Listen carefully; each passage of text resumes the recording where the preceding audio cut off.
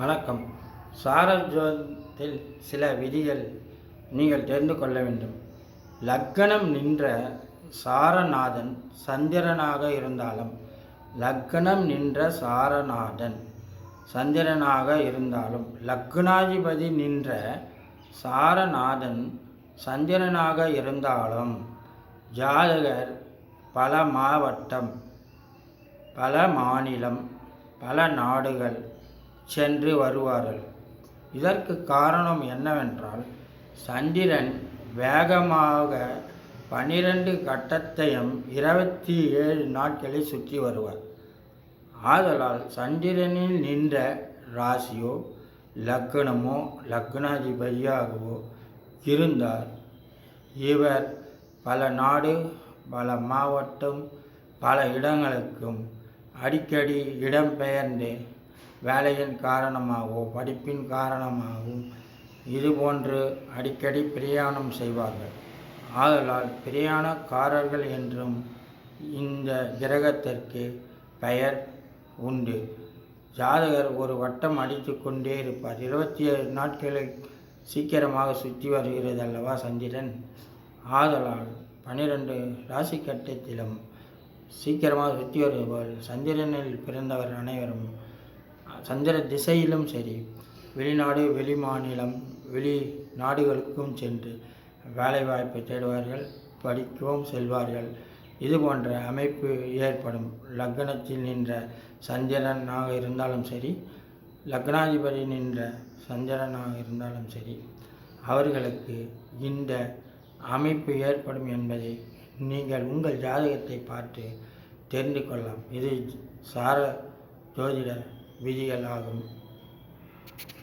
அடுத்து 2வது விதி, எந்த லக்னத்தில் பிறந்து இருந்தாலும் 7ஆம் பாவகம், லக்னத்திற்கு 7ஆம் வீடு திருமணத்தை குறிக்கக்கூடிய வீடு. 5ஆம் பாக வீடு நம்முடைய விருப்பத்தை குறிக்கக்கூடியது. அத்துடன் குலதெய்வ வழிபாட்டை குறிக்கக்கூடியது 5ஆம் வீடு. ஆக இந்த 2 அமைப்பு, 5ஆம் வீடு 7ஆம் வீட்டு சம்பந்தம் ஏற்பட்டால், 2 உள்ள கிரகங்கள் ஒன்று சேர்ந்தாலும், பார்வை ஏற்பட்டாலும், பரிவர்த்தனை பெற்றாலும் இவர்கள் நேர்வழியில் சென்று திருமணம் செய்து கொள்வார்கள். தாய் தந்தை பார்த்த இடத்தையோ அல்லது இவர்கள் விரும்பியதையோ இவர்களுக்கு கிடைக்கும். திருமண வாழ்வும் மிக சிறப்பாக அமையும். 5ம் 7ம் ஒருவரையொரு பார்த்து கொள்ள வேண்டும். 5ம் 7ம் லக்னத்திற்கு கிரகங்கள் ஒன்று சேர்ந்து இருக்க வேண்டும். இவ்வாறு இருக்கும் கிரக அமைப்பு உள்ளவர்களுக்கு திருமண வாழ்க்கை மிக சிறப்பாக அமையும் என்பதை தெரிந்து கொள்ளலாம். அடுத்து 2வது விதியை பாருங்கள். காலபுருஷன் என்றால் மேசம் வீடு முதல். காலபுருஷனுக்கு 7ஆம் அதிபதி யார்? 7ஆம் வீட்டு அதிபதி சுக்கிரன். சுக்கிரன் என்பது முதல் மனைவியை குறிக்கும். 11ஆம் வீட்டு அதிபதி காலபுருஷனுக்கு சனி பகவான் 2வது மனைவியை குறிக்கும். இவர்கள் இருவரும் ஜாதகத்தில் பார்வை, சேர்க்கை, பரிவர்த்தனை போன்றவை பெற்று இருக்கக்கூடாது. அத்தகைய அமைப்பு இருந்தால் மனைவி அல்லது மற்றொரு பெண் குடும்பம் நடத்த வேண்டியது வரும், அல்லது 2 தார வாழ்க்கையும் அமைந்துவிடும். ஏனென்றால் காலபுருஷனுக்கு சனி பகவான் பாதகஸ்தானத்தில் வருவார். காலபுருஷன் 7ஆம் அதிபதி சுக்கிரனும் கேந்திரஸ்தானம் இருக்கும். ஆதலால் இவர்கள் ஒருவரின் பார்வையோ சேர்க்கையோ பரிவர்த்தனையோ இருக்கக்கூடாது. அப்படி இருந்தால் அவர்களுக்கு இதுபோன்று 2 தாரம் வாய்ப்பு உள்ளது என்பதை ஜோதிட விதி மூலம் நாம் அறிந்து கொள்ளலாம். அடுத்து வருவது, எந்த லக்னமாக இருந்தாலும் லக்னத்திற்கு இதையெல்லாம் எழுதி குறித்து வைத்துக் கொள்ளுங்கள். உங்களுக்கு ஞாபகம் வராது என்றால் நீங்கள் திருமணம் பொருத்தம் பார்க்கும்போது உங்களுக்கு உதவியாக இருக்கும் என்பதை இந்த சாரஜோதிடம் வழியாக இருக்கும் விதிகளை கூறுகிறேன். எந்த லக்னமாக இருந்தாலும் லக்னத்திற்கு 7ஆம் அதிபதியும் முதல் மனைவி, 11ஆம் அதிபதி 2வது மனைவி பார்வை சேர்க்கை பரிவர்த்தனை பெற்று லக்னத்திற்கு 2ஆம் பாவத்திலோ, நன்றாக கவனியுங்கள், லக்னத்திற்கு 2ஆம் பாவத்திலோ 4ஆம் பாவத்திலோ அமர்ந்திருந்தால், 2ஆம் பாவத்திலோ 4ஆம் பாவத்திலோ அமர்ந்திருந்தால் 2 மனைவிகளுடன் ஒரே வீட்டில் குடும்பம் நடத்துவார். அங்கு பிரச்சனைகள் அதிகம் வராது. ஒவ்வொரு வீட்டில் ஏதாவது ஒரு வீட்டில் அக்கா தங்கை போன்றவை இருவரை திருமணம் ஏதேனும் ஒருவர் செய்து கொள்கிறார்கள். இது போன்ற அமைப்பு ஏதோ ஒரு இடத்தில் நடக்க வாய்ப்புள்ளது. அப்போது அவர்கள் இருவரும் விட்டு கொடுத்து போய் வாழ்ந்து கொண்டிருக்க என்பதை நாம் காலத்தின் அடிப்படை தெரிந்து கொள்கிறோம். இது போன்ற அமைப்பு உள்ளவருக்கு தான் அது மாதிரியெல்லாம் நேரிடும். எந்த லக்னமாக இருந்தாலும் லக்னத்திற்கு 7ஆம் அதிபதியும் முதல் மனைவி, 11ஆம் அதிபதி 2வது மனைவி பார்வை சேர்க்கை பரிவர்த்தனை பெற்று லக்னத்திற்கு 2ஆம் பாவத்திலோ 4ஆம் பாவத்திலோ அமர்ந்திருந்தால் 2 மனைவிகளும் ஒரே வீட்டில் குடும்பம் நடத்துவார்கள் அல்லது பிரச்சனை இல்லாமல் அதிகம் குடும்பமாக இருப்பார்கள் என்பதை நீங்கள் தெரிந்து கொள்ளலாம். இது எல்லாம் ஜோதிடம் ரீதியாக நாம் பார்த்து கொள்ளலாம். விதிகளை தெரிந்து கொண்டால் அதற்கு ஏற்ற அமைப்பில் இதை தெரிந்து கொள்ள வேண்டும். எந்த லக்னமாக இருந்தாலும் 7ஆம் இடம் திருமண வாழ்க்கை குறிக்கிறது. 5ஆம் இடம் நம்முடைய எண்ணங்களை குறிக்கிறது. ஆதலால் 5, 7 அதிபதிகள் பார்வை சேர்க்கை ஏற்பட்டால் ஜாதகர் தான் விரும்பியவரை திருமணம் செய்து கொள்வார்கள் என்பதை நீங்கள் தெரிந்து கொண்டால் திருமணத்திற்கு பல விதிகள் உள்ளது. அதில் சிறப்பான விதிகளை உங்களுக்கு எடுத்து கூறுகிறேன். அதை நீங்கள் தெரிந்து கொள்ளுங்கள். இன்னும் இது போன்ற தகவலை அனைத்து வீடியோக்களிலும் உங்களுக்கு தெரிவித்து கொண்டேன். அனைத்தையும் பார்த்து எழுதி கொள்ளுங்கள், தெரிந்து கொள்ளுங்கள். நான் போடும் வீடியோக்கள் அனைத்தையும் பார்த்து சப்ஸ்கிரைப் செய்து கொள்ளுங்கள் என்பதை இதன் மூலம் உங்களுக்கு தெரிவித்துக்கிறேன். அடுத்து திருமண பிரச்சனை உருவாகும் விதிகள் என்னவென்று சார ஜோதிடத்தில் உள்ளது. திருமண பிரச்சனை உருவாக்கும் கிரகங்கள் எந்த அமைப்பில் இருந்தால் என்பதை இப்போது பார்க்கலாம்.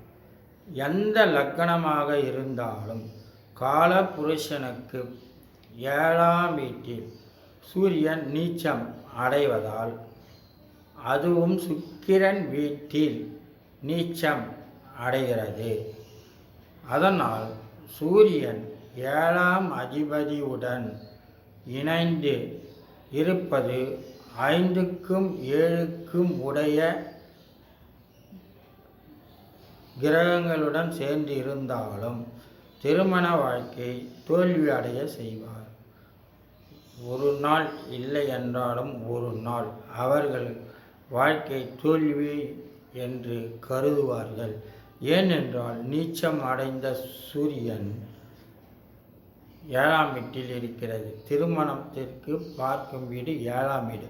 அதில் நீச்ச கிரகம் இருக்கிறது சூரியன், சுக்கிரன் வீட்டில். சுக்கிரன் திருமணத்திற்கு காரணமானவர். ஆதலால் திருமணத்திற்கு காரணமானவர் வீட்டில் நீச்சம் அடைந்த கிரகம் இருப்பதால் அவர்கள் திருமண வாழ்க்கை எப்பொழுதாவது ஒரு நேரத்தில் பிரச்சனையாக அமைந்து விடுகிறது என்பது இது ஒரு விதி. அடுத்த விதி, எந்த லக்னமாக இருந்தாலும் அயன சயன போகம் என்று சொல்லக்கூடிய 12ஆம் வீடு, 12ஆம் பாவம், ஆன்மீக கிரகங்களான சனி பகவானும் கேதும் அந்த இடத்தில் கூடியிருந்தால் சிறப்பு இல்லை. திருமணம் திருமணத்திற்கும் சரி. பொதுவாக சனி காலபுருஷனுக்கு பாதக அதிபதி, கேது காலபுருஷனுக்கு 8ஆம் இடத்தில் உச்சம் பெறுகிறார். ஆதலால் இந்த இணைவு பெற்றுள்ள கிரகங்கள் 12ஆம் இடத்தில் அமர்ந்ததால் ஜாதகர் கோயில் நெற்றியில் திருநீறு, பட்டை, காவி உடை அணிந்து எப்பொழுதும் சைவ சன்மார்க்கத்தை நினைத்து கொண்டு காலம் தள்ளுவர், சந்நியாச வாழ்க்கை நடத்துவார் என்பது பொருள். ஏனென்றால் 12இல் அயன சயன போகத்தில் சனி பகவானும் கேது பகவானும் நின்றால் அது தெய்வங்களை வழிபடும் 2 கிரகங்களாகும். ஆதலால் திருமணத்திற்கு இல்வாழ்க்கை நடத்துவதற்கு இல்லாமல் தெய்வ சமயங்களை கடைபிடித்து வாழ்வார் என்பது பொருள்.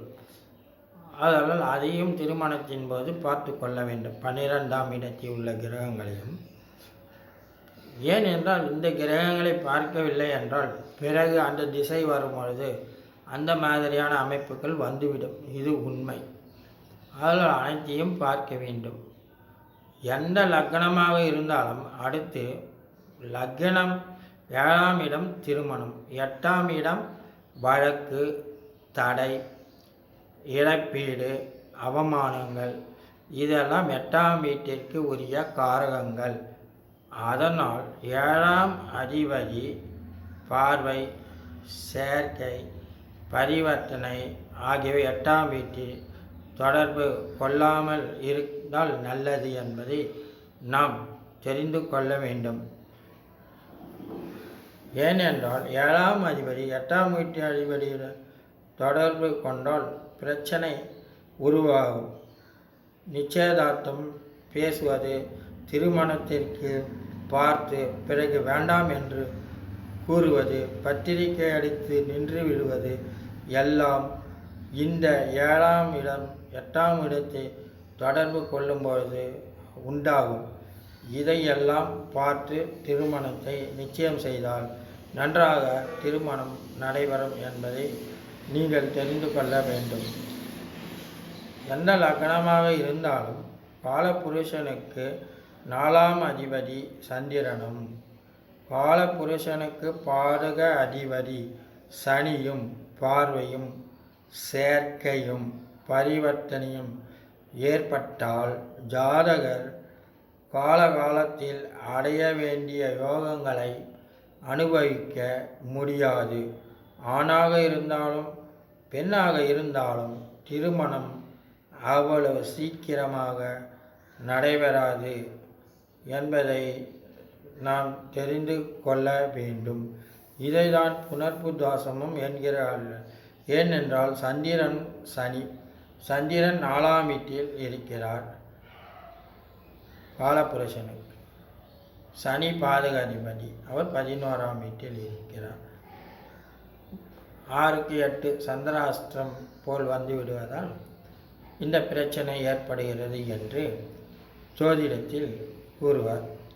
மற்ற கிரகங்களை பார்த்து தான் நாம் ஒரு முடிவுக்கு வர வேண்டும்.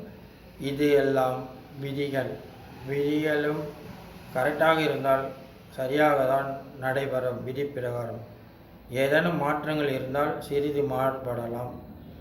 குரு போன்ற நல்ல குரு, சந்திரன் போன்ற கிரகங்கள், சுக்கிரன் போன்ற கிரகங்கள் பார்வை பார்த்தால் நல்லதும் ஏற்படும் என்பதையும் நாம் தெரிந்து கொள்ள வேண்டும் ஜாதக ரீதியாக.